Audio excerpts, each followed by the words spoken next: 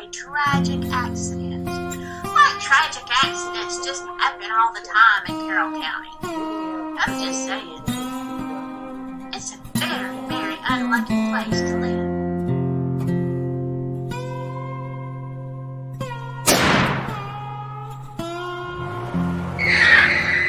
They dropped the charges because it was accidental. You don't accidentally run over somebody and back up and try to do it again. Jeez.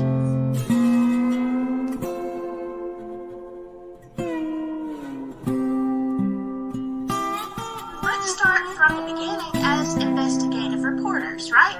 So you would ask the questions who, what, where, when, and why. Should be easy, right? Of course it is.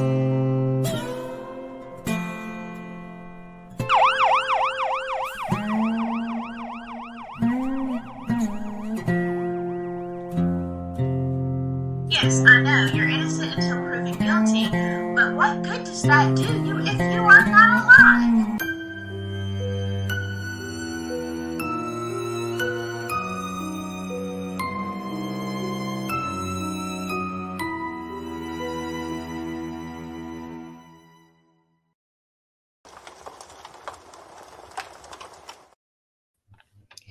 Well, hello, my silky friends and my shady enemies. Hello to you too. Oh my gosh, y'all. Yes, I know. I started a few minutes early. I just couldn't wait, okay? There's just so much to talk about today. Geez almighty. Let me get through, y'all, first ones in. I'm going to throw this up. Mother Dragons made a comment earlier. Hello, Susie. Unmasked Truth. Hello. Just, yeah. That's what I'm saying. That is what I'm saying. Chuck and Stardom here. Shane Considine, good to see you. Oh my goodness. Yeah.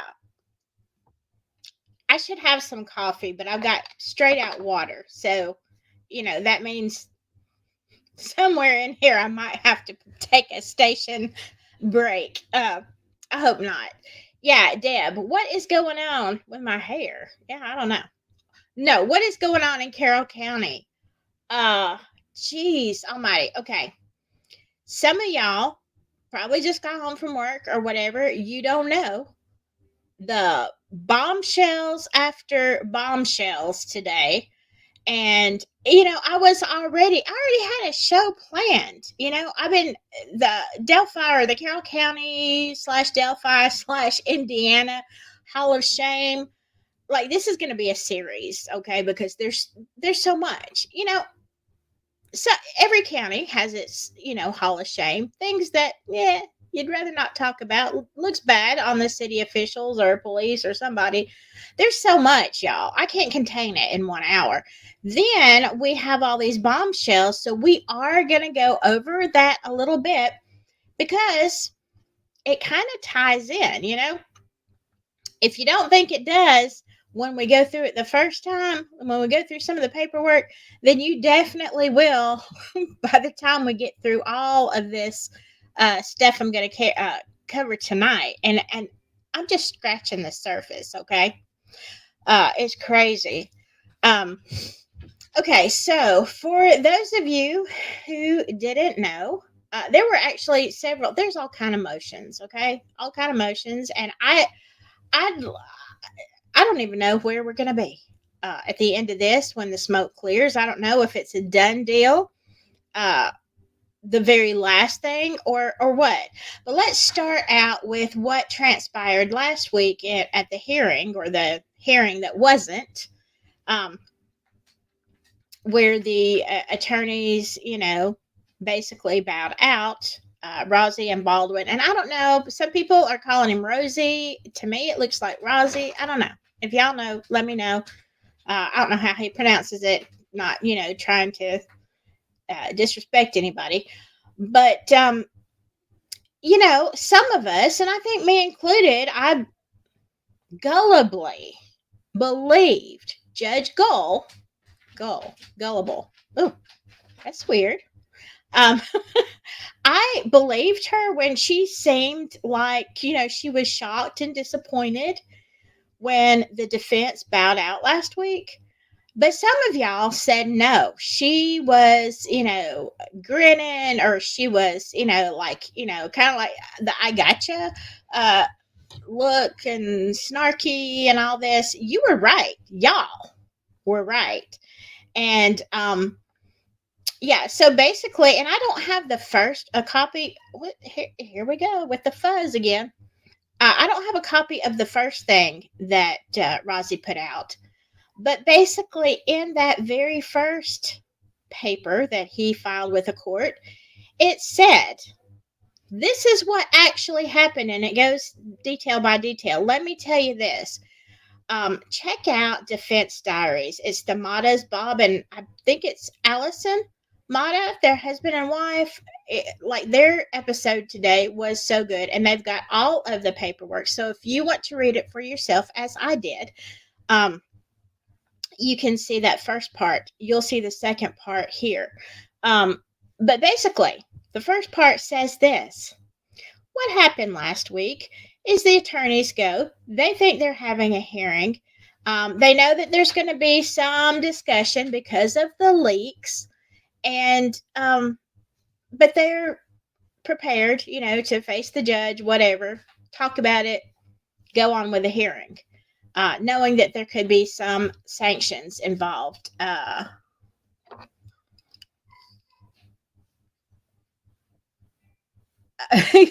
Let me just stop here for a second. Okay, Digital says, I'm sticking Delphi out, but I'm never getting obsessed with another unsolved active case. Oh, I know. I feel you. Sometimes I wish I hadn't, but I am over my head deep now, so I will be sticking Delphi out also. Yeah, so let's see. Hybrid Pie says hello. Laura Thompson, did I say hello to you? I'm not sure. Melissa, yeah, my funky glasses. Yeah, they're my $1.25 Dollar Tree glasses because I lose and sit on or break every other pair. So why spend a couple $100 on something I'm gonna break, and I don't need that much anyway.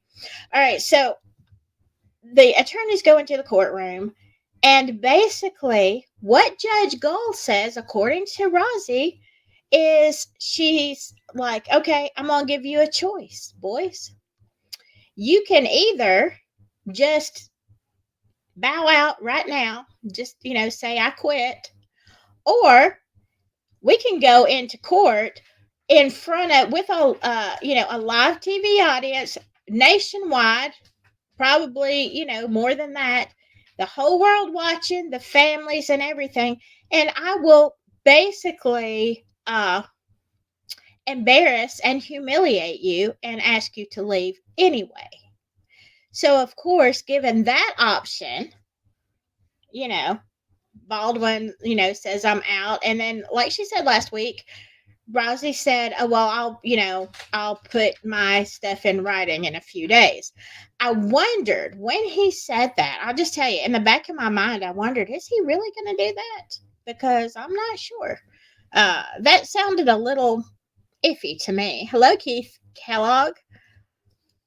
It's a rainy night in Georgia. Well, and it's not raining in Alabama. Hello, Teresa. So yeah, that's the choice they were given last week. All we saw is, the response from Judge Gull that seemed like she was just upset about it. Now we have to start over. Now we have to get a new attorney. No, according to Rozzy, this is what she actually said. She came in like a pariah, okay, and said, this is what we're going to do. Either you can bow out, or I'm going to publicly humiliate you and then get rid of you. So, now, I mean, what a choice, right? What would you do? So I'm going to read you, but this is all in kind of like a complaint letter that Rozzy had first. Then let me show you. Let's go to this stuff. I'm going to tell you something. Usually the judges and attorneys, they kind of work together. I'm sorry. I keep looking at my hair. Like, I don't know, y'all. It's my wild hair. Yeah, whatever. It's not usually this way, okay? Usually the judge really doesn't have a whole lot to say. Is basically just the keeping the court in order, allowing this, not allowing that from both sides. Supposed to be unbiased.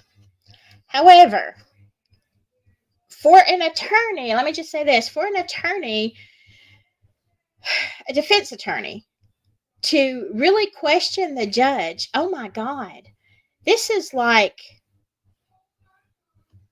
it's crazy. It's crazy. Just wait till we get to it. Hello, Steve. Let me get to, all right, here we go. If you hear screaming in the background, that is my daughter deciding she's going to try out for the spring audition for the spring play. So she's singing. Okay, motion to disqualify.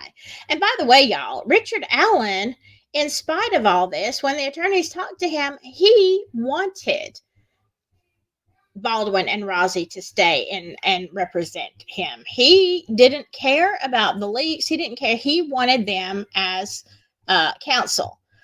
But now here we comes now the accused by counsel and pursuant to rule blah, blah, blah.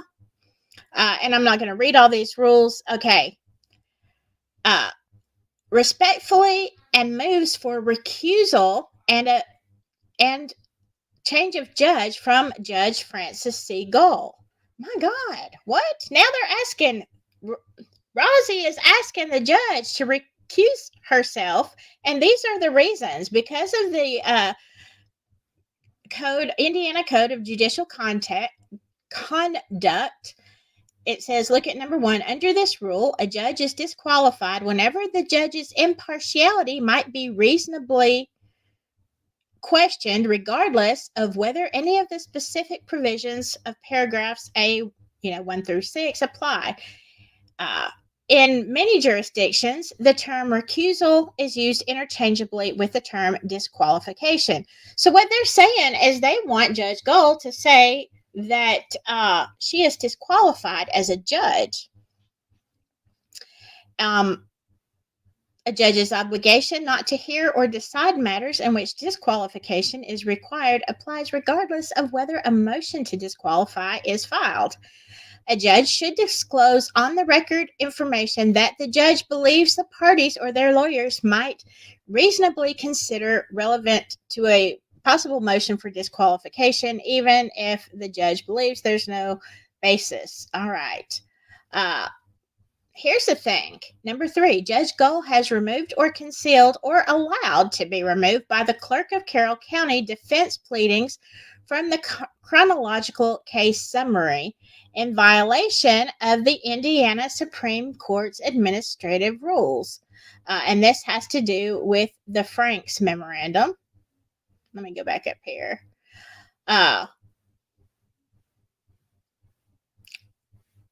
The affidavit of the leaker, Mitch Westerman, Judge Gull has not removed or hidden any state filings. All right. For that, she didn't. Now, I guess what they're saying is she is favoring the prosecution, because in here it talks about, things that they file versus things the defense files. And I'm not going to spend forever on this, but let's go down to some of the things, the big things.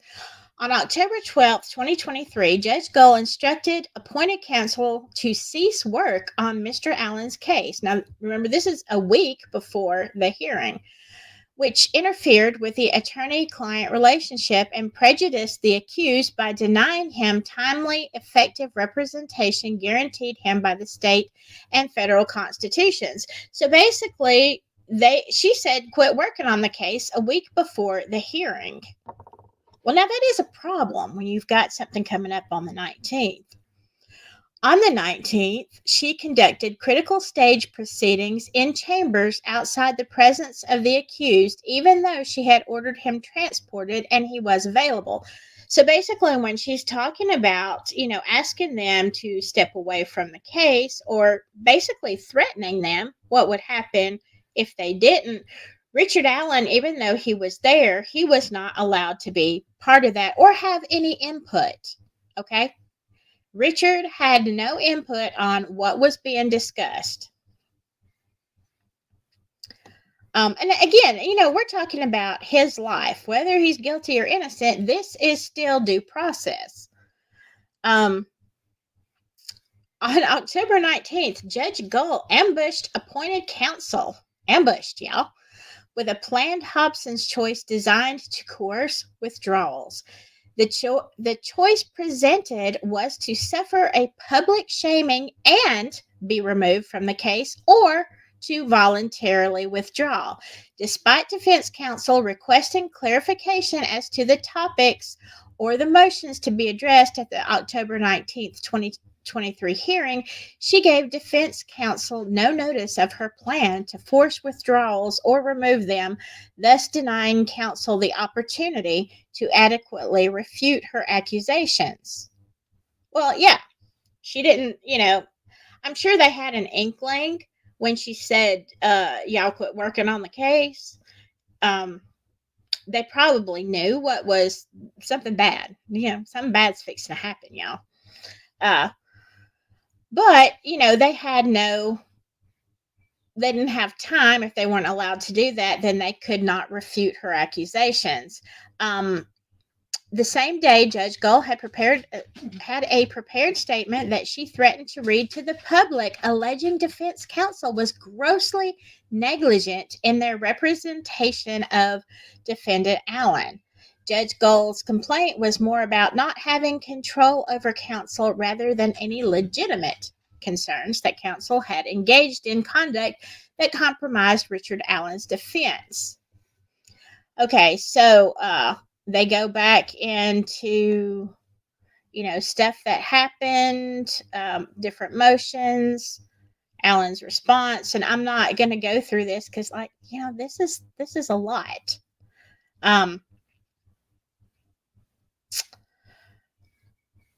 Okay, let's go down to the part that it says that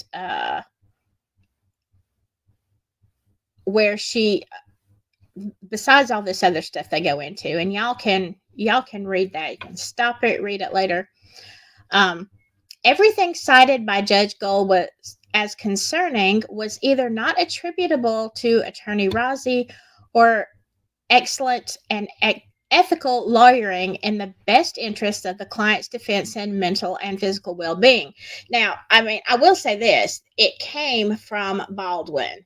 Not saying, I have a hard time believing the defense would leak the crime scene photos because it really did them zero good. And I don't think that there's any way they would have thought it could have helped the case. All right. They had already put all that description in the Frank's motion. There was no need to see those pictures. Still, in this, okay, Baldwin is one office. Rozzi is with, I think it's Hillis, Rozzi, and Dean. Okay, that is a whole other office. Yes, both attorneys were co-counsel, but this didn't come from Rozzi's office. It came from Baldwin's. Throughout the pendency of this proceeding, the defense has exposed untruths by law enforcement, withholding of exculpatory evidence by the prosecution, and discovery violations about which Judge Gull showed no concern and did nothing. Let's see. Talking about false statements, delays. We've covered that before. I am sorry. Hush, Mina. On October 19th, Judge Gull coerced an oral request to withdraw from attorney Rozzi that did not comply with Rule 3.8H, Indiana Rules of Trial Procedure, and further coerced an oral request from attorney Baldwin to withdraw as co-counsel. All right. They're saying that she has taken no action to protect Richard Allen's mental and physical health, that she favors the prosecution. Let's see. Let's go on.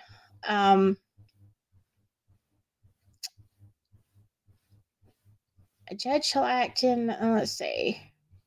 This all has to do with the code. And again, there's a lot to this. And if we didn't have so much to cover, I might read it out. But look at here. Let's end up with the end.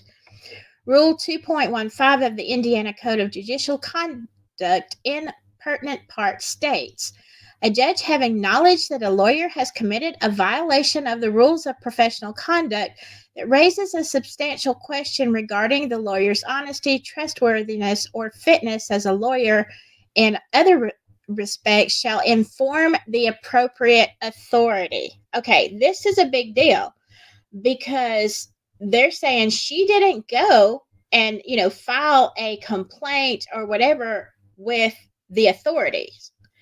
She went straight to them and said, boys, either you quit or I'm going to humiliate you. And then you're going to quit. So she didn't follow the proper chain of command according to this motion by Rozzi. It does not indicate that any such opinion of the court allows removal of appointed counsel without due process and against the wishes of the accused. So, yeah, they're saying Richard still wants us as, his attorney. Rozzi is like, I want to be his attorney. Richard wants me as an attorney. There has been no due process. This is basically the judge saying, okay, I want you out.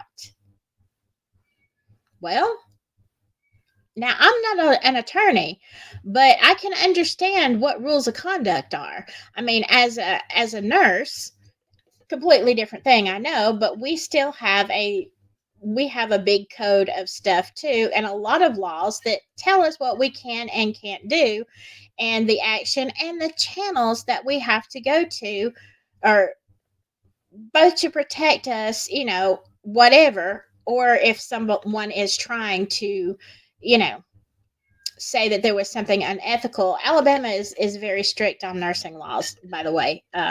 So, I mean, there is due process, is what I'm trying to say, even in my profession. Number 22, Judge Gull has violated rules 1.2, 2.2, 2.3, 2.6, 2.8, and 2.11 of the Indiana Code of Judicial Conduct. So, wow. All right. Well, come on now. I don't know what I hope I don't I can't say this anymore. I hope I don't really screw this up. All right, here we go. So, now, that's mind-blowing. First of all, attorneys when is the last time that you've heard an attorney ask the judge to recuse herself or himself? I mean, y'all, that just don't happen. And, but that's not the end of the developments for today, so don't get too comfortable.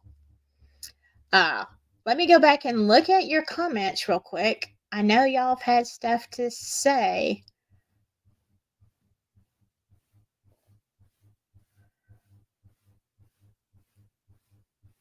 Okay. I don't know what's going on here, but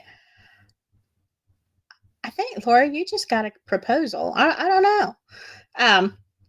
All right, but now, so I was still reeling from that because I understand what a big move this is by the defense. Basically, Rozzi is trying to say, I'm not going anywhere. You need to recuse yourself because you violated all these code of ethics, and you don't need to be the judge. My client wants me. I want to represent him, and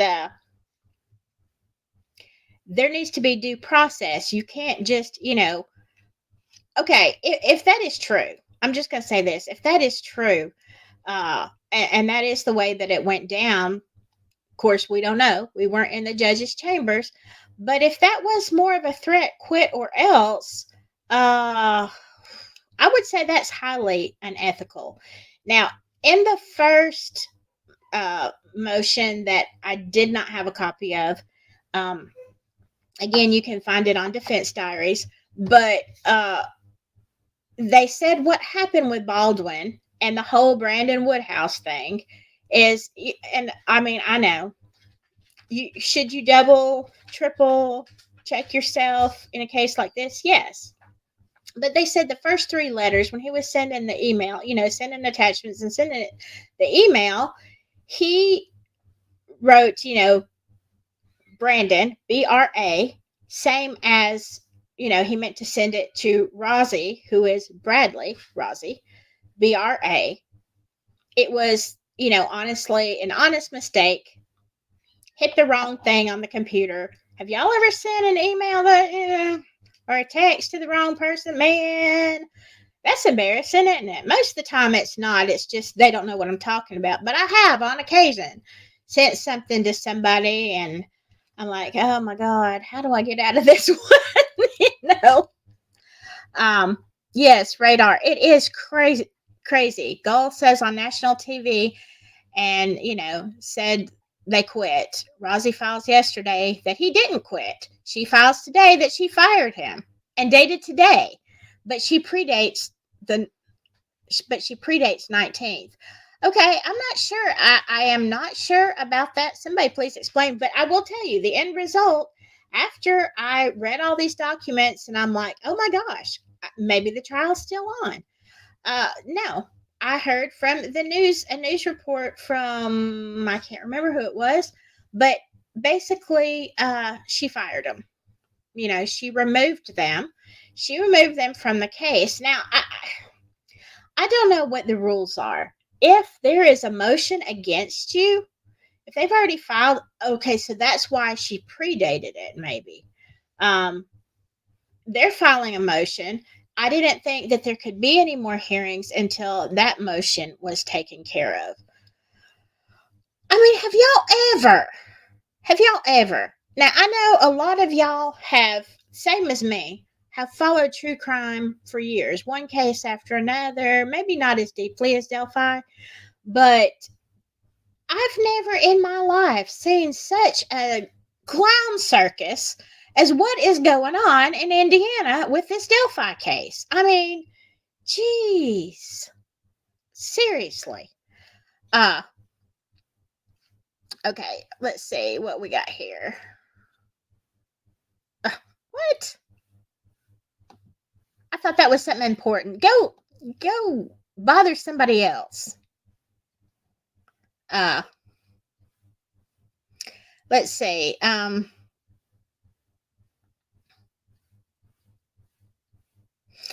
I agree, Just Deb.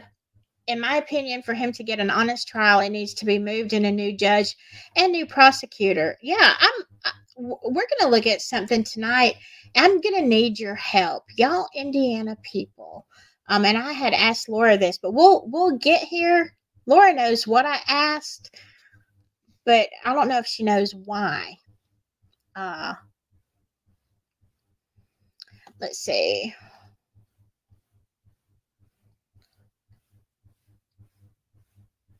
All right. How can a judge fire 2 attorneys in private and then say on TV they quit? Yeah, is she under oath? Good question. Good question. Hiawatha says, it's my understanding that the motion Rozzy filed today goes to a higher judge. Well, here's the thing. I don't understand, how this is going to work. Are we still having the hearing on the 31st with new counsel now? Or is the judge going to have to clear herself and they decide whether she's going to stay? I don't know. I don't know. It's a big old mess, y'all. It's just a big old mess. I ain't never. I ain't never. But it kind of goes, it's funny because this is not the topic for tonight, but it kind of goes with it. When you see all this other Hall of Shame stuff, it's like, well, there's just one more, piece of crazy to add to the pile. Keith Kellogg says, do we even know Richard's lawyers have given written legal resignation? I would say Rozzy did not. Now, I don't know about Baldwin, but Rozzy didn't. He still considers himself Richard's attorney.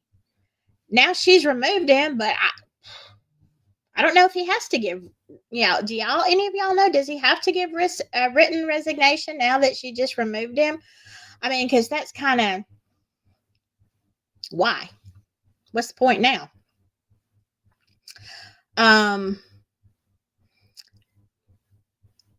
Baldwin did, but Rozzy hasn't. Right. He hasn't written his. What Rozzy says is, what Rozzy said is that, and I ain't going nowhere, Judge. You need to recuse yourself. Yeah, in essence, that's what they're saying. It's like, Jesus, Mary and Joseph.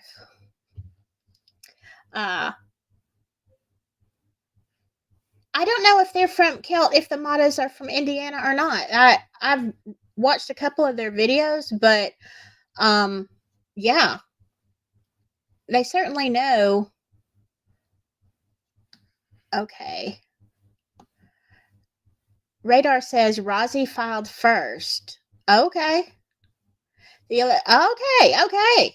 Adjusted fate. The electronic filing date will stand, not her predate. Oh. Wow, y'all. There's no point in ever stop talking about Delphi because it never ends. The lunacy never ends. David Rogers says what Rozzy is doing is historical. Absolutely.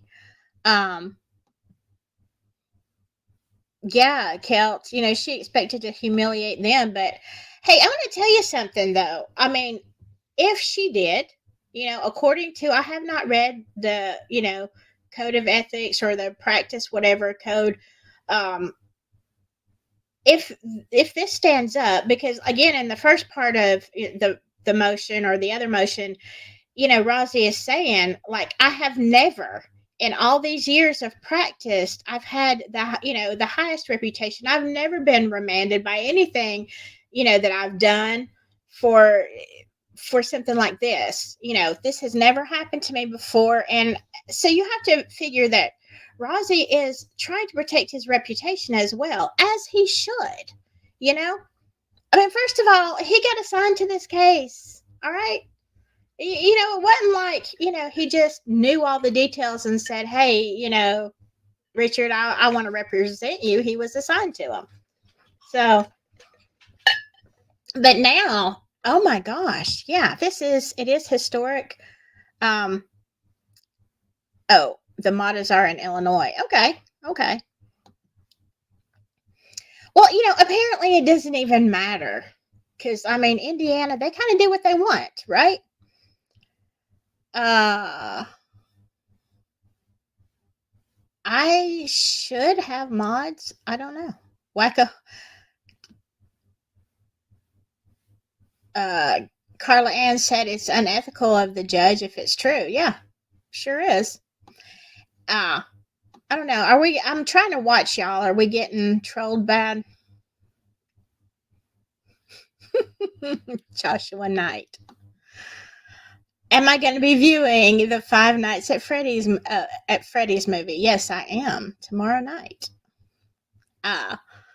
Let's see. Yes, Luis Cuevas. Am I saying that right? The defense are fighting really hard for their client. They've been shut down from when they first made a vague statement. Yeah. I mean, it's crazy. It's crazy. I'm gonna try to catch up with y'all a little bit, and then we're gonna go into Steve, a crooked judge. You know, uh, in Fort Wayne, you're in Fort Wayne. I need some information from Logansport, and I will tell you exactly why in just a second. Um,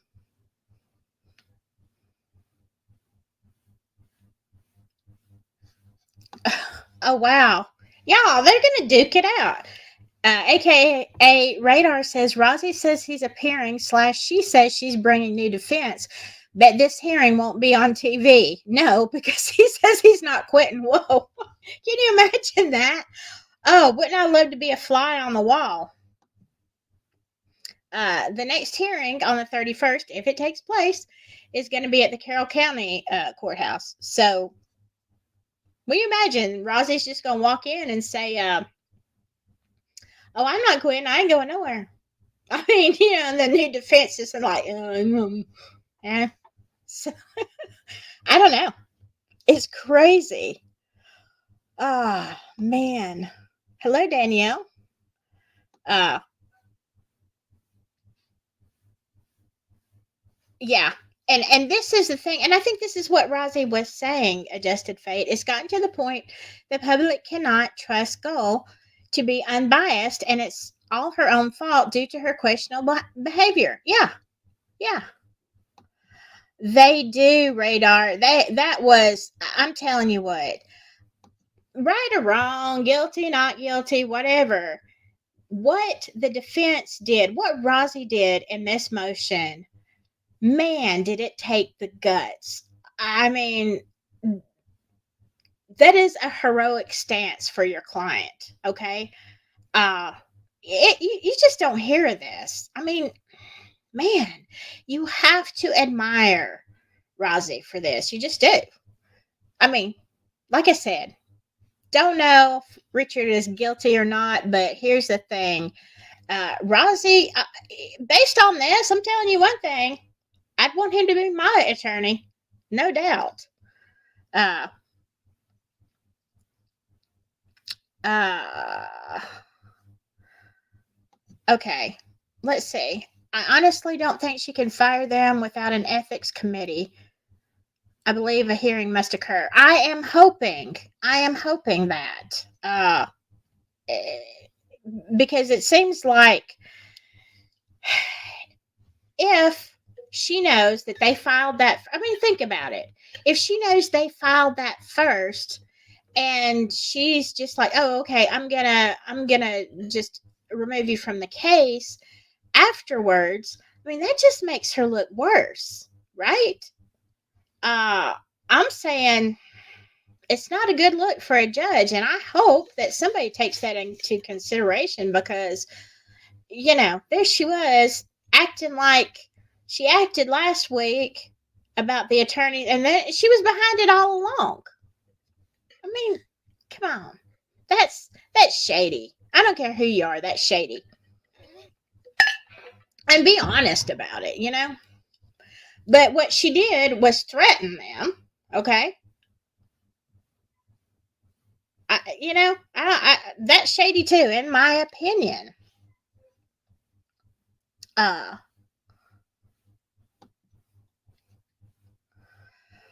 all right. No, he did not sue Dennis. He did not. Hell, I really am going to the Five Nights at Freddy's. I don't know if that was a troll or if it's somebody that is that knows me or my daughter. We are going tomorrow to the movies to see Five Nights at Freddy's. So I want to tell you one thing. I'd do Five Nights at Freddy's before I do Five Nights in Delphi at this point. Okay, I think my odds are better. All right, let's go. Let's get into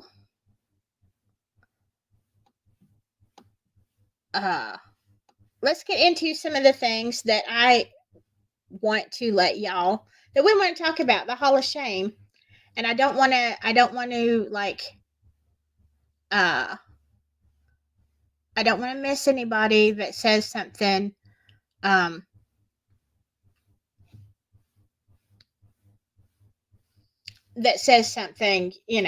important here. Oh, I didn't know that. Bob Mata said Rozzy is paid like $1.70 an hour to represent RA.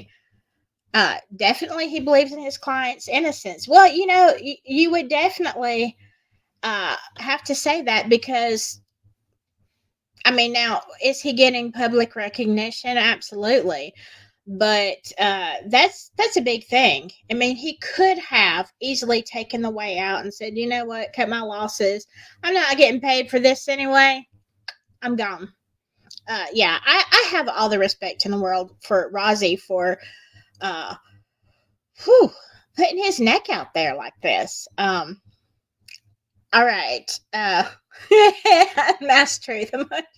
You can smell the corruption from Delphi in the neighboring counties. Yeah, I think you probably can, which is why we're going to talk about some stuff. Now, we're starting outside of Delphi, but it ties into Delphi, and then, you know, and it kind of ties in to here potentially. So I'm going to see what y'all think. Let's look at this. Now, this is not a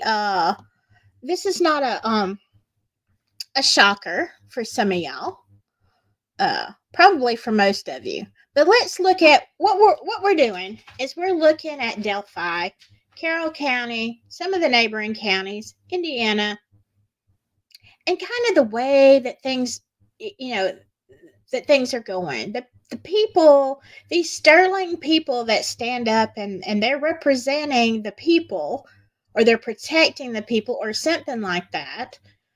They're not so shiny, okay? A lot of stuff going on. So let's start with y'all from the area. You're not going to be shocked at this. Let's start with a guy named, I believe it's Travis Evans. Now, why are we even looking at this? Well, because this guy right here, let me go all the way back up to the top. Let's take a look at him. Does he resemble anybody you know? What about Shane Evans? Now, Shane Evans works with Nick McClellan, the prosecutor of the Delphi case. At the time of the Delphi incident, Shane Evans was the mayor. This guy, his dad. So let's check out what old Travis has done. Oh, wow, a former Cass County Sheriff's deputy. Dang it. Law enforcement? No, they couldn't be involved in that. No way. Convicted of misconduct with a minor and child exploitation, was sentenced to 152 years. Man, what'd you do? That's some serious stuff right there. 152 years? Dear God. Travis Lee Evans, 43 of Logansport, was found guilty last month. Is it his dad or his uncle? Anyway, related to Shane Evans. Okay. All right. Now, the reason I bring this up is not just to shame him, although, sheriff's deputy, shame on you. But I found something interesting as I was looking at the sterling past of some of the people. All right, remember this name right here, Judge Rick Moffmer. I think someone told me it's Moffmer. That name's gonna come up again. This is the judge that sentenced him to 152 years. Wow. Okay, but this is the reason I brought this up. The experience has inspired her to pursue a career in law enforcement. Talking about somebody else. She used the term superheroes to describe Grant County Sheriff's Detective Aaron Euler and Logansport Police Lieutenant A.J. Rozzy, both of whom were involved in the investigation that resulted in Evans' conviction. All right, Logansport, A.J. Rozzy. Let's think for a second. I don't know how many Rozzies y'all have in Logansport, But you know who else is a Rozzy in Logansport? Brad Rozzy, who happens to, we think, not sure if he still represents Richard Allen. We think he does. Who knows? But he's definitely fighting for Richard Allen.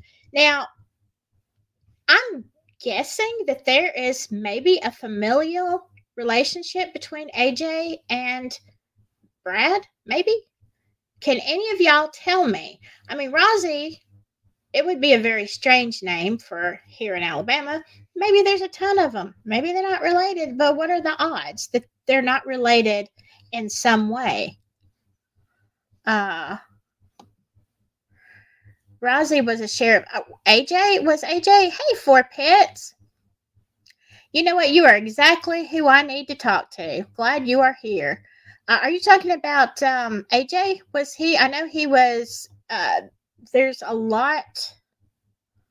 Yes, Roz. Now AJ's son, is it Jason? I think it's AJ's son. Jason is in law enforcement, and I know when you go and you read the bio of Brad Rozzy, he did his. He started out with criminology, of course. Then it talks about his history a little bit and how he decided to go into that.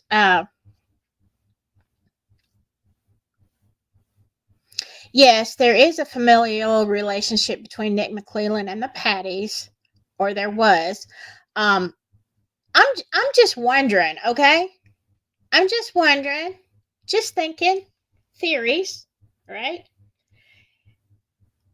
AJ was like really one of the star witnesses, one of the ones that really got Travis brought down, former deputy. Lieutenant AJ Rozzy helped put him behind bars because, you know, they're the ones investigating and getting a hold of this guy. Judge Moffmer sentences him to 152 years, but now Travis's relative, Shane, is working for the prosecution for Richard Allen. On the other side of the table, you've got another Rozzy in defense. And you got all this craziness. All of the leaks, the whatever. I mean, is there a connection? You know? I'm just asking, Rozzy.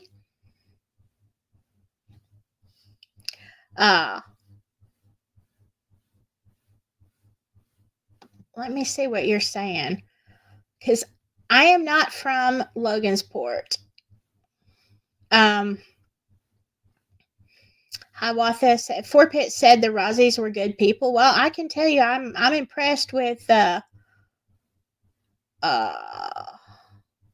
impressed with Brad Rozzy for sure. AJ was police chief. Yes, and there's a big article when he retired. If you can look it up really easy, you'll find it one of the first things if you Google his name that talks about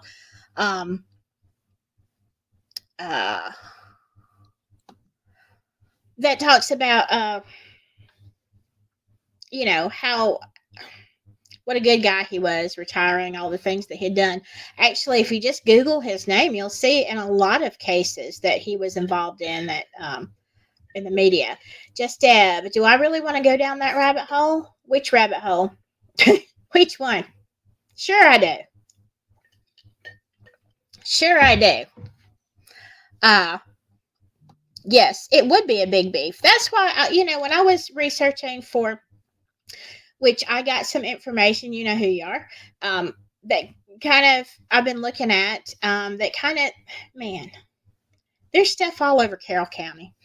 But as I was researching and I pulled up Travis Evans, it's not the first time I've looked at that. I looked at it months ago. But Rozzy, at that point, I don't know. I don't even know if he was the attorney at that time or if I just didn't catch it. I just wondered, you know, there are certain, y'all know how small towns work, okay? I'm just wondering, if there was, some serious beef or some, I don't know, want some retribution. I don't know. It makes me wonder. You have to wonder. Keith Kellogg, it was child exploitation, solicitation. It was with a minor. Okay, it was inappropriate relationship with a minor. 152 years, and Judge Moffmer is the one that, I mean, come on, Kagan, not nearly that long, right? 152 years. Judge Moffmer really stuck it to Travis Evans. Okay.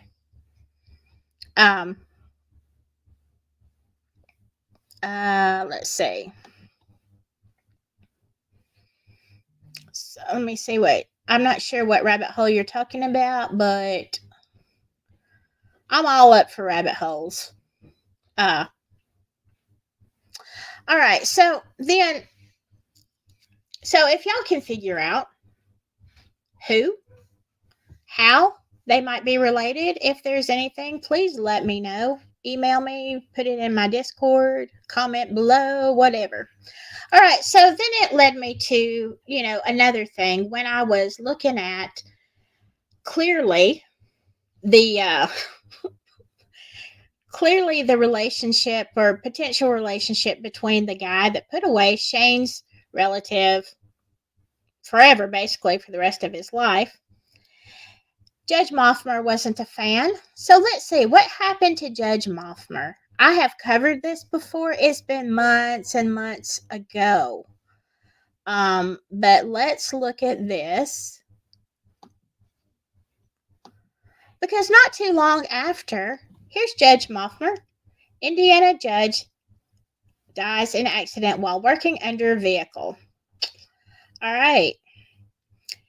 He was found unalive underneath a car at his home Monday night. This is several years ago. Police say it appeared the 65-year-old was working on the vehicle when it came down on him. So it goes on to say, he was one of the finest judges, and you'll see a lot of stuff about that. Here is my question.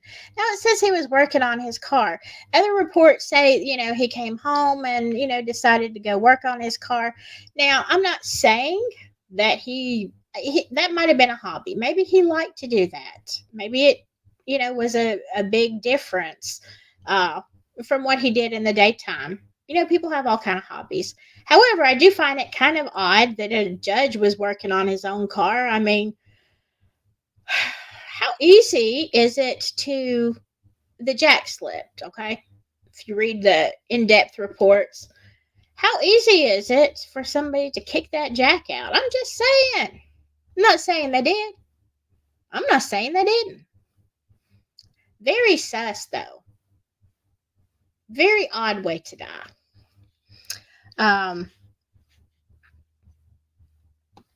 Let's see.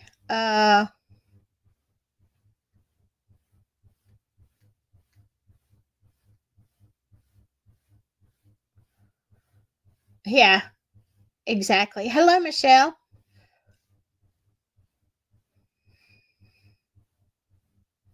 Oh, that's interesting. Yeah, flipping stones. Yeah, Fortson was Air Force, and isn't that what they just said about Mommer? But yeah, there you go. Interesting. Terrible, terrible turn of events for someone to put someone else away for 152 years, and then dadgummit, that accident.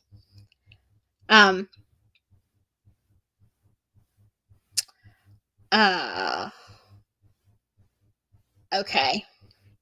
So let's go on. Thank you, Shane. Thank you very much. All right. Yes, it is awful. And I'm just going to say it's sus. Now, that is just a theory. All right. Again, bad things seem to have happened around this case with Travis Evans, right? So, but let's go on and let's look at some other stellar performances from the people. All right. Oh, let's see, which one should we go first? Well, let's start low. All right? Let's start low. Here we have Carroll Circuit Court Judge Donald Curry. That's I know someone that spells his name that way, is Curry. Of Delphi, was arrested in Boone County on I-65 at 7:10 p.m. December 23rd for public intoxication. I'm not sure what year this is. I have to go back up to the top, but the police report indicates Boone County Deputy Scott Ralston was en route to a vehicle which had slid off the road in inclement weather. Well, that happens. Ralston stopped at the 133-mile marker when he spotted Curry out of his car and bent over the guardrail vomiting. Well, ain't that a pretty sight? While speaking to the subject, I smelled an odor of an alcoholic beverage coming from his breath and person. His eyes were red and bloodshot, and his speech was slurred. He stated he had driven here from Indianapolis and realized he should not be driving. Oh, gosh, you think? Just saying. While speaking to him, he stumbled several times trying to gain his balance. I mean, can you imagine? Geez, you're a deputy. I asked Mr. Curry to perform field sobriety tests. I explained the directions and began the tests. Mr. Curry stated that he could not see my pen, which I was using as a stylus. I attempted to reposition Mr. Curry several times so he could see my pen. Well, when you're seeing like double, triple, quadruple, it's kind of hard. Okay, cut him some slack.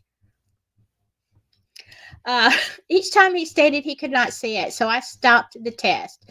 Due to the inclement weather, I did not test on the walk and turn or the one-leg stand. I asked Mr. Curry if he would take a PBT, that's a breathalyzer, and he responded no. Then I placed Mr. Curry under arrest for public intoxication. While waiting for the tow truck, I placed Mr. Curry in the front passenger seat of my vehicle. Mr. Curry asked if I could just take him somewhere to get coffee. Hey, buddy, I'm a judge. Can you can we just get a cup of Joe, okay? I'll be all right. I'll be okay. I then transported Mr. Curry to the Boone County Jail.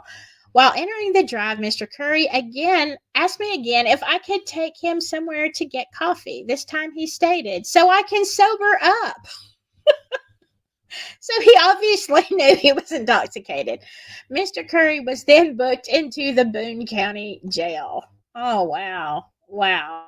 According to court documents, Curry waived the right to counsel. He appeared in an initial hearing December 26th and was formally charged with public intoxication.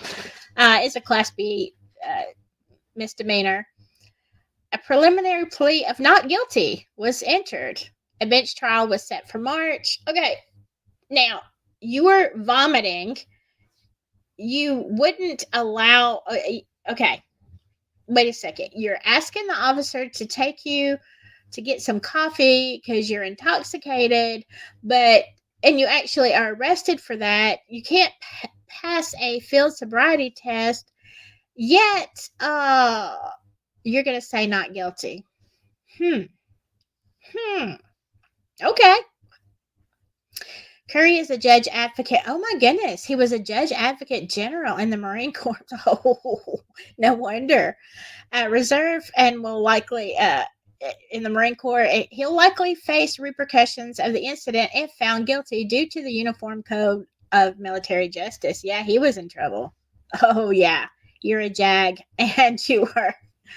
Oh my gosh. Y'all. I don't even.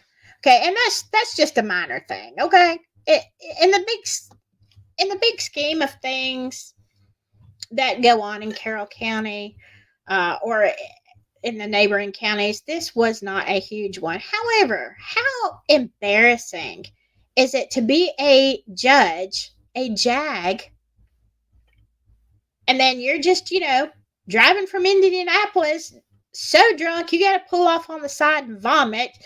Oh my gosh. Is there no is there no sense of propriety? I mean, come on. Yes, do you go somewhere and get you know, have a good time, whatever, you're blowing off some steam. But as a judge, shouldn't you have the presence of mind to say, you know what, I think I need a ride home, or maybe I just need to sleep it off here. Take a cab to a hotel, something.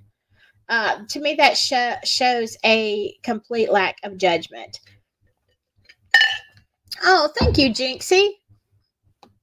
Thank you so much. 5 memberships. By the way, let me say this about memberships, because she gifted some memberships in my last video. If you are a new member and you don't know this, I do have a Discord. It should be listed on the About side of my page, but just message me, put a comment, whatever, that you joined, you want to join. You have to have the Discord app, and then you will also get invited and put in the members only Discord tab to talk. So just so you know, let me go back.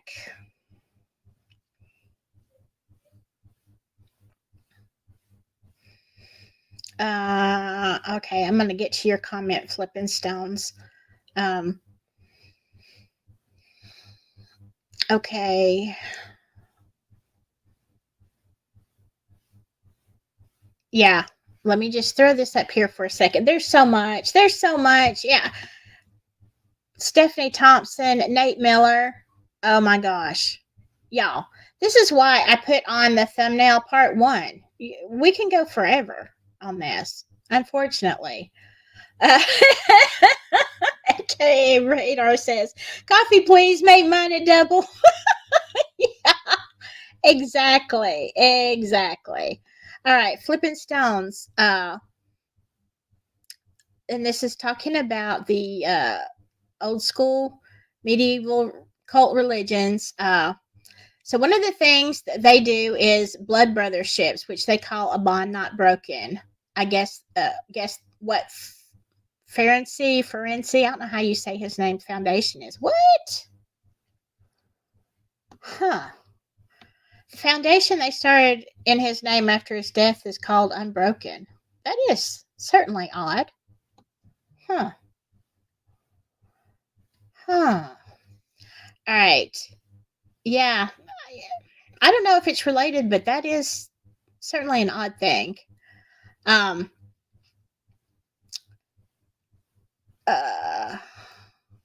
Steve says if Rozzy throws in the towel, he won't fare well. I don't. Yeah, I don't think so either. And I'm gonna just tell you. I'm just gonna tell you. I think there's gonna be a lot of there's gonna be a lot of noise that he makes, even behind the scenes, with the new prosecution, if he can. That's what I meant to put up. Steve, yeah. Yes, and we will talk. I'm glad y'all brought up Nate Miller. I really think we could do a whole show on him, because there's so much. There's so many questions I have, so many things that don't add up, and I would love to hear your thoughts. Y'all who knew him or knew of him or were there during that whole fiasco. Let's see.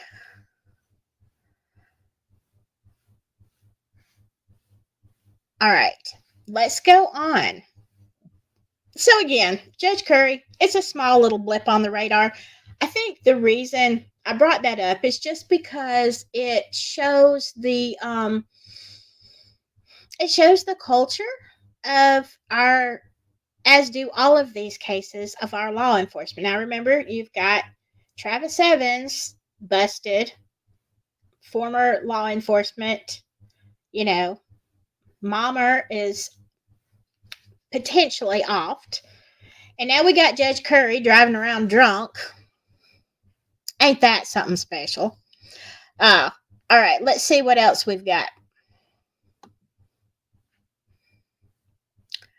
All right, let's see. Let me just, this is a very short one. So let me go here. And this is out of Tampa Bay. But I found this extremely interesting. All right. A former Indiana police chief, and this is like, I can't remember, this has been quite a few years ago now. But again, we're showing this over a period of time. Like corruption didn't start in 2016, 17, whatever. We got a history of this. I want to tell you this was 94. I've got it written down.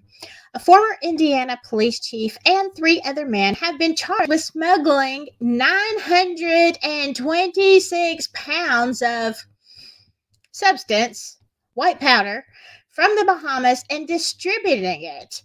U.S. Attorney Kendall Coffey said, charged in the indictment handed down by a federal grand jury May 4th in Fort Pierce are Frederick Clark, the former chief of police of Delphi, Indiana, his son, Frederick Clark, John Lee of Port St. Lucie, and Charles Stewart.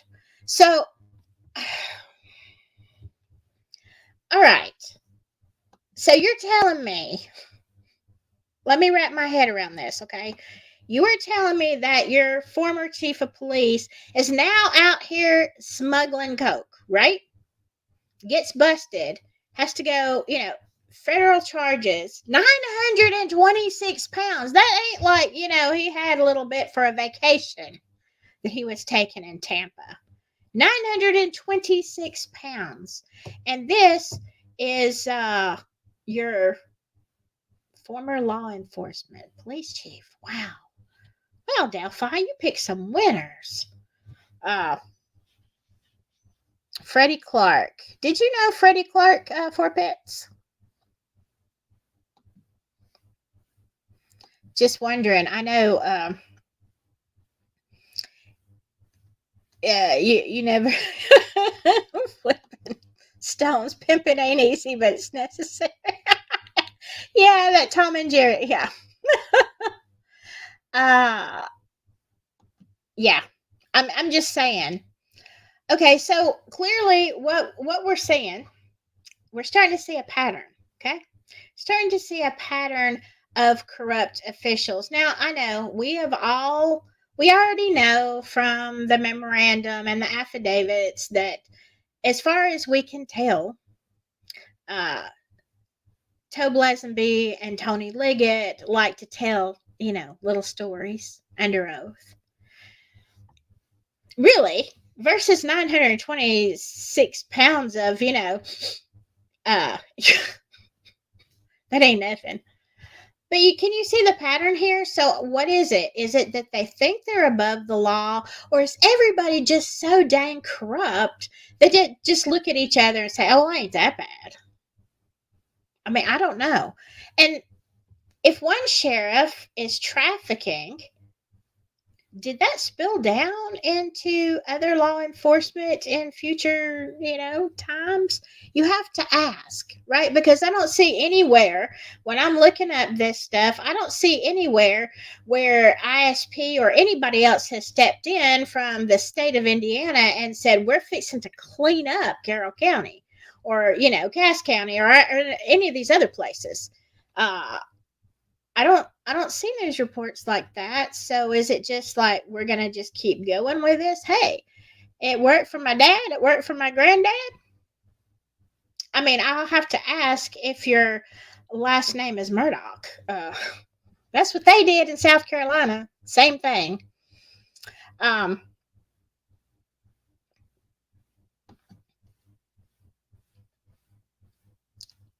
Grizz.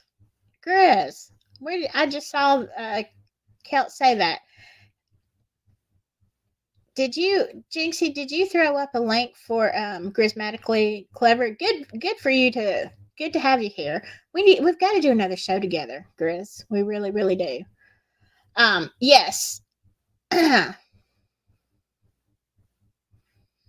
No, that's not exaggerating. That was the news report from the Tampa Bay Times. 926 pounds. That's what we just looked at. Took that right from the source. Somebody needs to do some housekeeping. Yeah. But here's the thing. Who's going to do it? Who's going to do the housekeeping? Because it seems like everybody's corrupt, right? Craziness. All right. Let's keep going. Now I like the way this one's worded. You have to give some props to the Carroll County Comet because they are quite entertaining and informative too. Okay, 46-year-old Carroll County Sheriff's Deputy Jason Allen Dunning. I know a lot of y'all know about Dunning.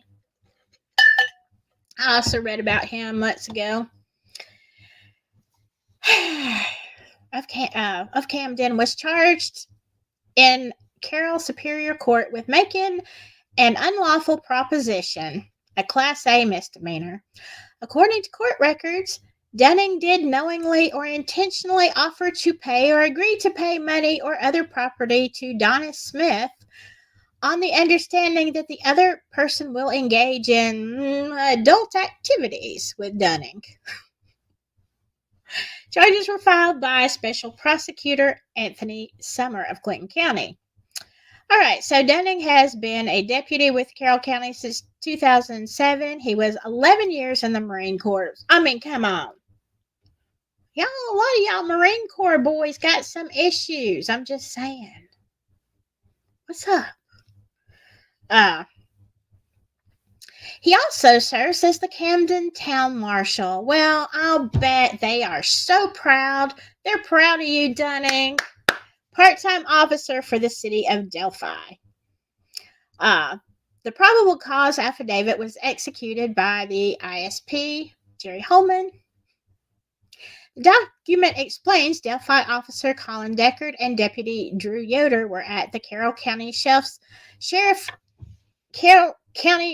Department when Adam Smith came running towards them and said a male inside the Office Tavern in Delphi was propositioning his wife, Donis, for, adult activities.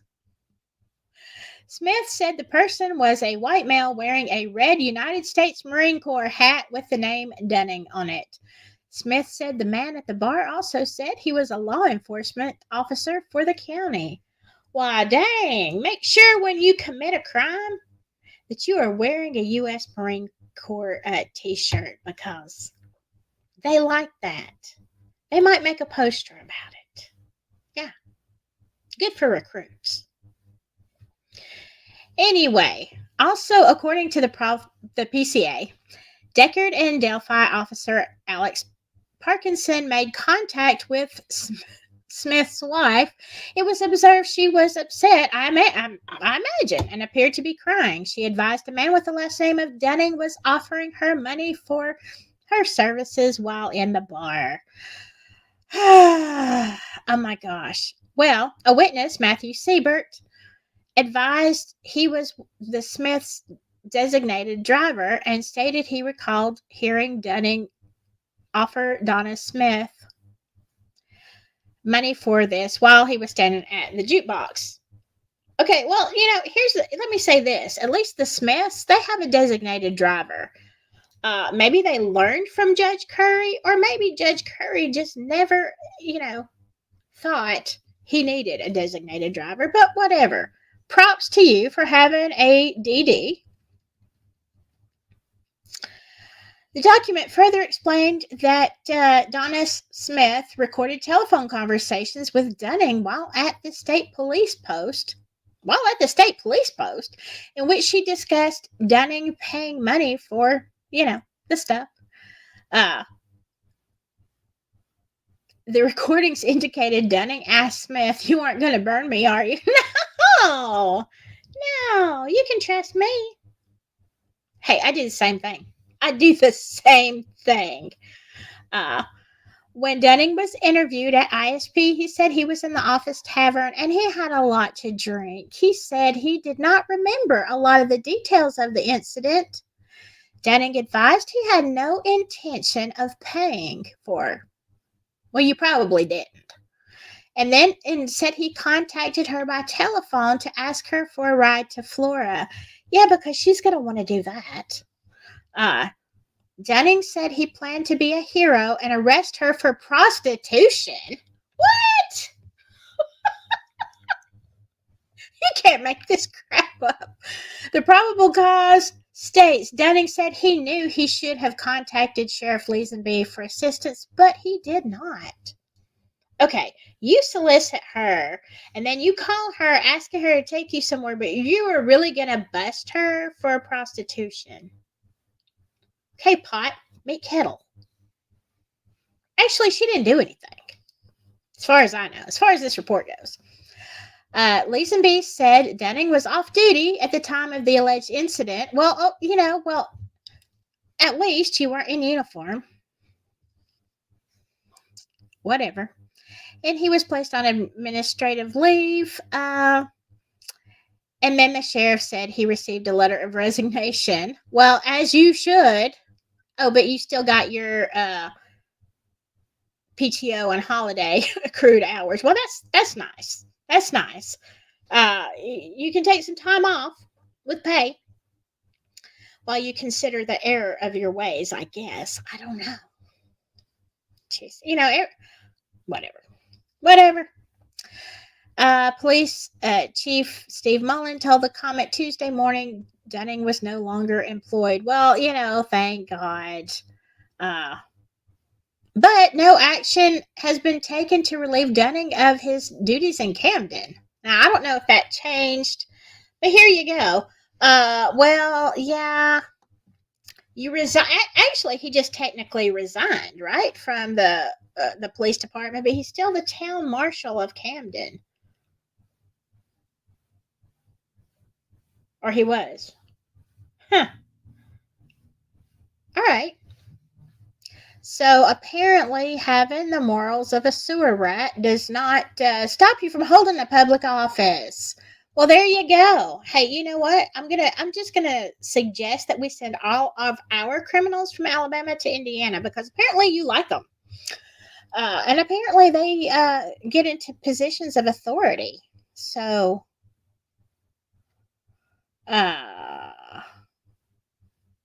let's see.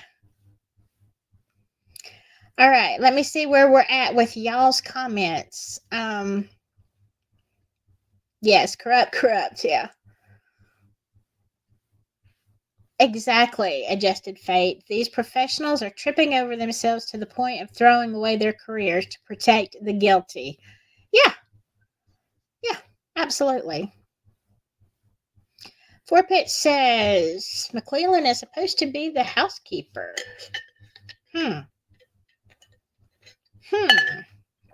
Very interesting. Let me go down a little bit.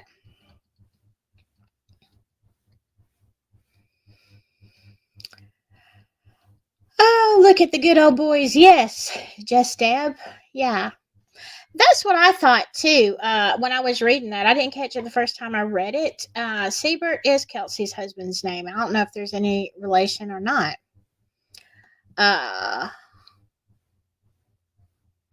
So yeah, what do y'all think about some of this stuff? It's one thing to have somebody in a position of authority arrested or something for a crime, but like you cannot swing a cat. Like honestly, you can just start googling names in Delphi, Indiana or Carroll County and you're like, oh my God, what the heck? Look at all these stories. There's so many.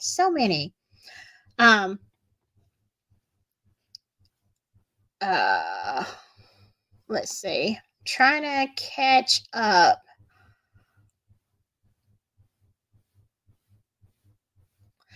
Donna's dad is okay. Wait. Let me see, 4 pits. Donna's dad is a good friend of mine, and so is Adam. Okay. In this, it looks like, it looks like she did nothing wrong.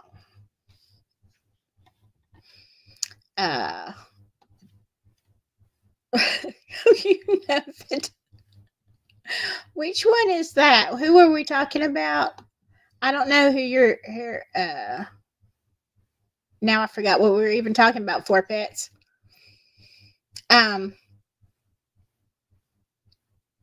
Yes, I agree.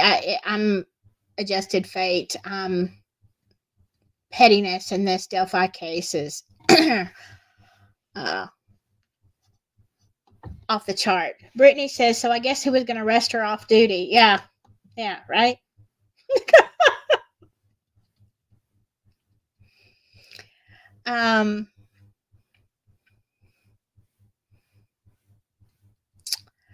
Let's see. Radar says, I heard it was supposed to be a sting, but backup betrayed him.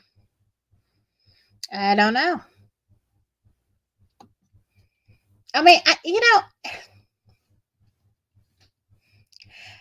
Who knows? In this case, you have so much. So let's see. Let's look at the end of the follow-up. Oh, wait, I don't want to do that. No, that's not what I want to do. There is another article following up what happened here. Now, I would think, but again, don't be thinking too much. You cannot think too much in this. So if it was supposed to be a sting operation, but this is the end result. All right, let's go back up just a little bit. Back to old Dunning here. Wait, is this the same one? Yeah. This is the one I'm looking for. All right, so if it was supposed to be a sting operation, you would think that he could have gotten out of it. But he did plead guilty, okay? He pled guilty, and Judge Diener accepted his plea agreement. He was sentenced to 180 days in the Carroll County jail, which were suspended, and then he was placed on probation. Now, first of all, let me say, I do understand why he was not placed in the Carroll County jail. That would have been very dangerous for him. But now he could have been moved to another county. That's what we do with our people that are in some kind of authority. If they commit some kind of crime, they go to another county. But no, they just suspended that 180 days, and he gets probation.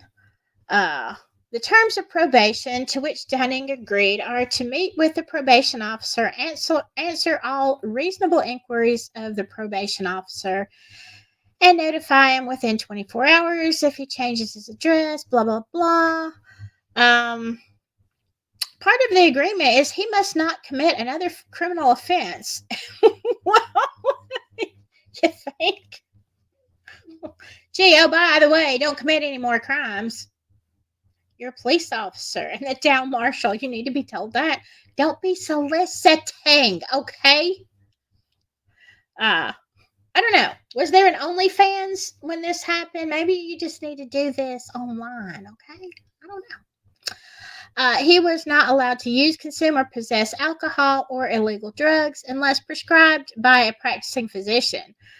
Well, first of all, a practicing physician doesn't prescribe illegal drugs, but, it's wording. He couldn't have any alcohol.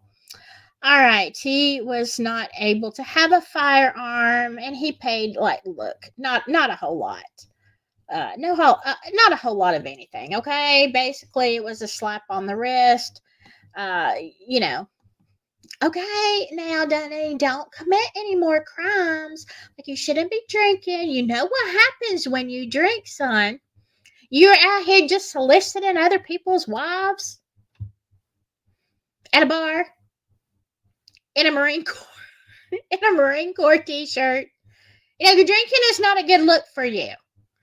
You can't have a firearm. Let's make sure you do check in with your probation officer. And here, it's $185 in court costs. Deuces. Whatever. It was, I mean, in my opinion, it should have had a tougher sentence, whatever they wanted to do to him, because he is a police officer. If John Smith goes and gets drunk and solicits somebody, yes, it's a crime. Yes, should they pay? But John Smith is not the police officer. You're the town marshal, for God's sakes. Can you not behave with some propriety? Is that asking too much? I mean, maybe I just live on a different planet, but I'm saying, I think you need to find a whole nother line of work. Maybe go to rehab, maybe get some counseling. Definitely stop drinking. I'm and never hold a public office. Again, what about that? I mean, it's like, what are they saying? The good old boys are just saying, oh, well, yeah, did you hear about that Dunn got drunk and solicited this guy's wife? Yeah, sure did. Yeah, he just had to pay court costs, it wasn't big, not much of anything. He was on probation for a little bit. That's what they're thinking. I would not have been shocked if the whole case hadn't been dropped. I'm actually surprised that old Tobe didn't say, oh, it was supposed to be a sting operation. Yeah, he was drunk, but it was part of the plan. Let's just drop the whole thing. So obviously he was guilty of something. Is it easy to get stupid when you're drunk? Of course it is. But as a town marshal and a police officer, I would hope, first of all, good for you, you're off duty, but I would hope that you would have a little bit more pride, have a little bit more about yourself, Dunning. You know what happens when you drink? Now we all do. All right. Let's see. Let me see what y'all are saying.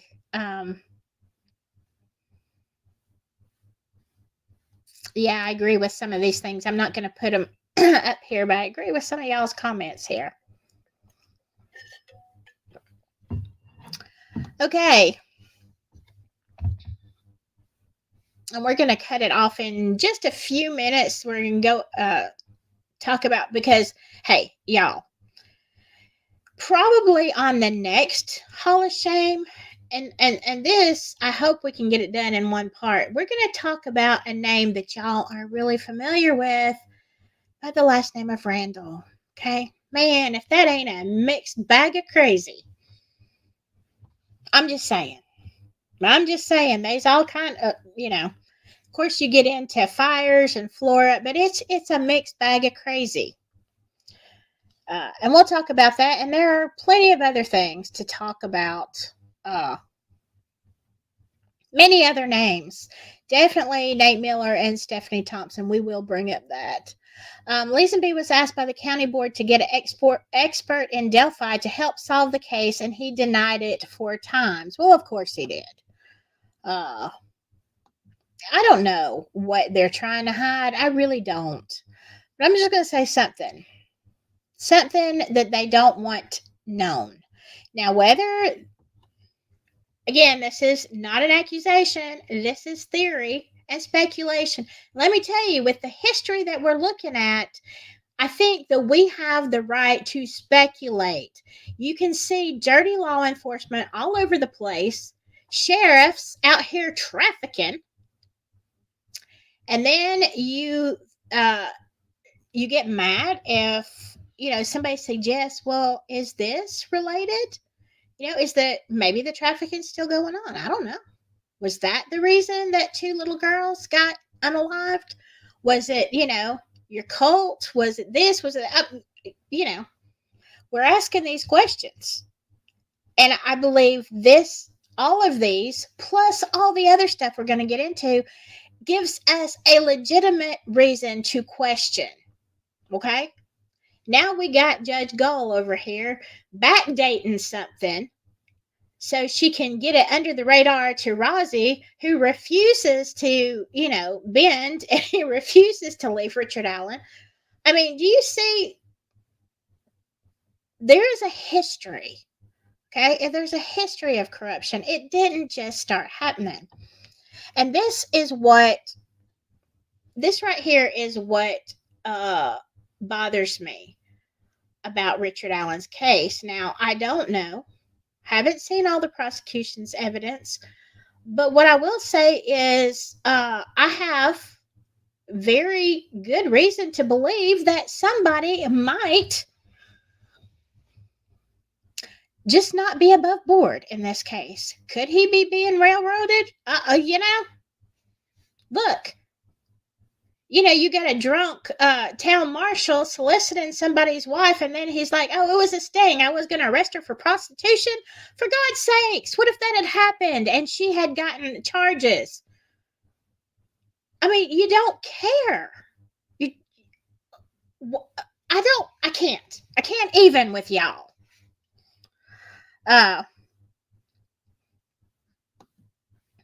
Yes. Talking about talking about all this stuff. Yeah. Look. Katrina Walker says, I think they are involved in leaking the scene photos more than they are saying. Who the defense? Are you talking about the defense? Or are you talking about the? I don't know. I mean, here's the thing: if you're not talking about the defense, I mean, I keep an open mind and I consider that. I just don't see any. It was not going to go good for them. It was going to go against them, and they would know that they would be potentially putting themselves in the position that they are now. Now, if they were looking for an excuse to get out of making $1.70 an hour to defend Richard, then yeah, that would be a reason. Like, we really don't want to do this. Let's see how we can get out of it. But then they're putting their whole careers and reputations, which apparently have been great all these years, on the line. So, unless that was the reason, they would have to. I'm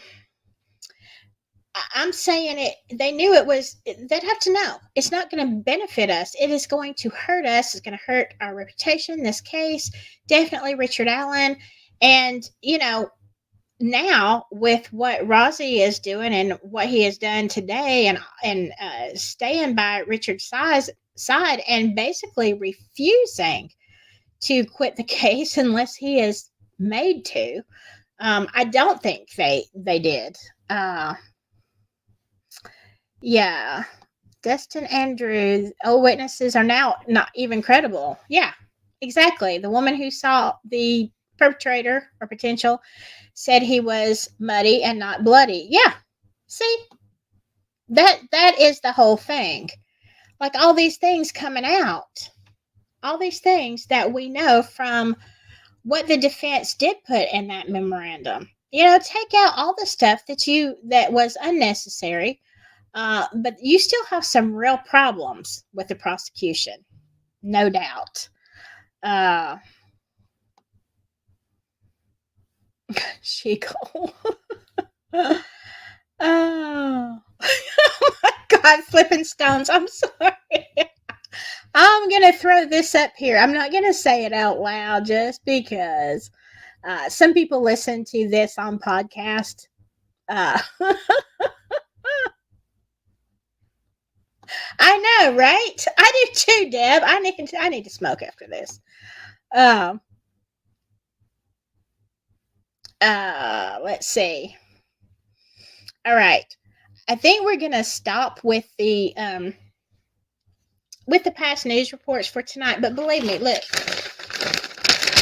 each one of these little things, I started researching. Each one of these little things is a case. All the way down. Or a question like, how is this related to this? Most of these are cases, things that have happened. This is how much. Okay, let me just tell you this. I started this research yesterday, I think. And I just got on the computer. I had a few leads from one of you, and I got on the computer and I just started punching in names uh, in Delphi. And this, all this is what I got in about, probably took me about an hour to find all of this. I was writing as fast as my little fingers would go. And then I was like, you know what? I got to stop. This is going to take me forever just to get through this. So corruption, it's real.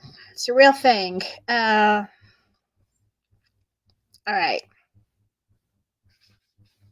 Okay, this is interesting. The leak had one objective: to get Baldwin and Rozzi off the case. Little Nicky got scared by the memo. You know what? I have thought of that also. That was actually one of my biggest thoughts, is nobody benefited more from those leaked photos than the prosecution. Because, oh my gosh, somebody is trying to knock my supper off the stove. I hear it. And by somebody, I mean my son's cats. Let's see. Yeah, but absolutely. That's my thought too. Absolutely. It only benefited the prosecution. Now, if by some miracle Judge Gull gets taken off, like if they feel like Rozzi has legitimate points and they're going to go on that, if she somehow gets removed, then that is really going to be a backfire to the prosecution.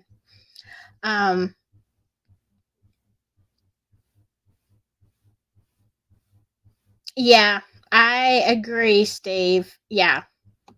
But here's the thing, most people don't call out their own kind. I'm not even going to like say that out loud just because most people won't. Now I'll tell you this, I'll be the first one. If there is a, you hear about these nurses, unaliving people, I'll be the first one to call them out. But that's just me. All right. I'll call out anybody who is doing something horrendous. Hello, Wisdom Sleuth. All right. Now, is this true, y'all? I mean, I don't know. I haven't seen all the paperwork. Dave McCain has not been interviewed, and he is the very first person to see the perpetrator's face and talk to the perp for 5 minutes. Has he not been interviewed? Surely he has, hasn't he? Yeah.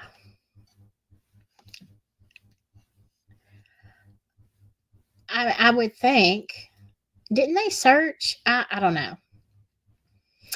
All right. I'm going to have to go through some of the rest of this, but we're going to wrap it for tonight. I'm going to leave this up a little bit and let y'all finish talking. Whew. I'm telling you, the corruption, it's way deeper than the horse pucky in the barn. I'm just telling you. It pretty much is the horse pucky in the barn. But yeah. So what do you think? Did you know? I know y'all who are around there from that area, you probably knew all this. And one of the reasons I'm doing this, even though I know you are aware of a lot of the corruption, is because a lot of people aren't. Okay. If you're following the Delphi case and you're looking at the main things, even if you go down a few rabbit holes, you don't realize the culture of corruption that has been in that area. And you want to talk Indiana in general, let's go back to the 1920s. Yeah. As a matter of fact, there was a movie, I can't think of his name. There was a movie made about that, that group that wears the bed sheets. There was a whole movie made about him because he was oh my gosh, such a crook, such a criminal. And basically, he was directly responsible for the unaliving and torture. I'll just say torture of a young girl. And, you know, but that didn't stop. Indiana was corrupt before then. Again, corruption all over the place in every state, but it's like there is a culture of, and that's what I'm building on, is we're looking at people who are town marshals. We're going to look at some town council members. We're going to look at some more former sheriffs and their, families. When you grow up, okay, if you are born and raised in Carroll County or somewhere close to there, and like your family's involved in corruption, or you just know how corrupt it is, you grow up thinking that this is the way we do things. Okay, this is the way it is. If you're the sheriff, you can get by with all kind of stuff. If you're on the council or whatever, and that is what needs to change. And people need to realize, look, I am all for somebody else stepping in and cleaning up Indiana, but I'm just telling you, you're going to have to get the hazmat suits out to clean it up. All right. I hope you enjoyed this. Tell me in the comments, did you enjoy hearing some of this stuff? Because there's more to come. There's more where this came. There's a lot more where this came from. And if you have any like really good stories or something, shoot me an email. If you're on my Discord, just private message me or put it in one of the tabs. Let me know. My email is silkyandsouthern@gmail.com. Let me know. And it may be something I've already got written down, but hey, just let me know. Let's expose this for what it is. Because look, it's not going to stop. Obviously, today was a roller coaster ride that nobody ever wanted. It was like, you think you're going on a merry-go-round, and there you are on the, at the top of the hill of the roller coaster, and it was up and down all day. And I don't even know. I don't know what the end result is. But let me know. Let me know what you think.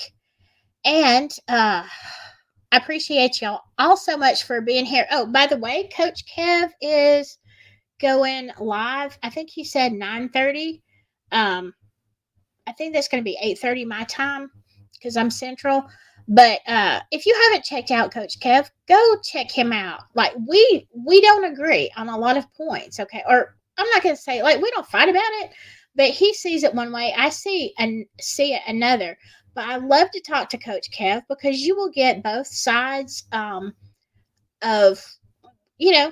of the story, or what he's thinking as opposed to what I'm thinking. He's a great guy. He's got a great channel. Very smart. If you're going to be checking out somebody's live, please go check on Coach Kev tonight. In the meantime, hold on to your britches because it's going to be a wild ride. Like it even wilder now. All right. Be safe. And whatever you do, please just stay silky. Bye-bye.